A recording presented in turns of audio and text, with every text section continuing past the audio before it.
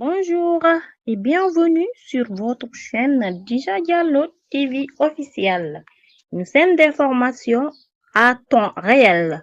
Avec nous, vous aurez vos informations à moins d'une minute, claires et précises, sans dépenser beaucoup de temps. Ce jour, j'ai effectué une visite guidée à la maison d'arrêt de Rebeuss.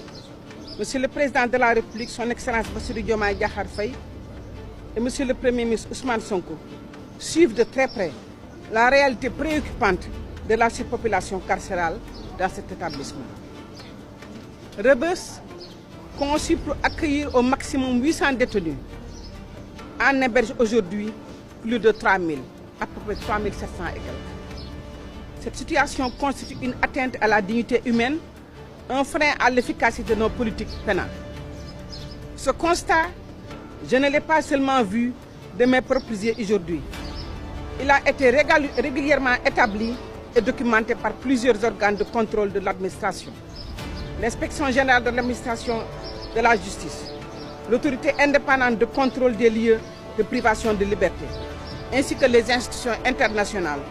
Tous ont dénoncé cette surpopulation chronique et ses effets délétères.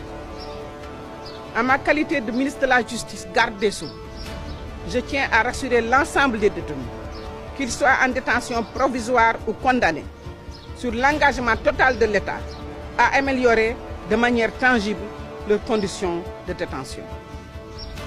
Il ne s'agit pas d'une question de confort, mais d'un impératif de justice, d'humanité et de respect de nos engagements internationaux. Il faut avoir le courage, la responsabilité et la lucidité de le dire. La situation actuelle est aussi la conséquence d'une inaction prolongée.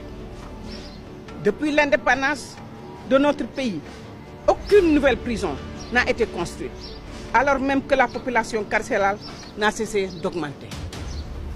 L'ancien gouvernement avait pourtant prévu, dans le cadre du programme de modernisation des infrastructures judiciaires, la construction d'un établissement pénitentiaire d'une capacité de 2500 places.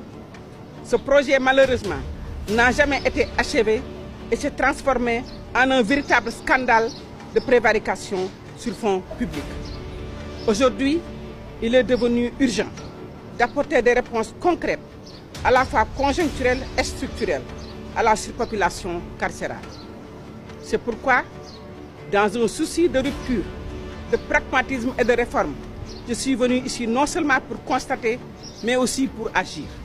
Je vous annonce donc une série de mesures qui s'inscrivent dans une politique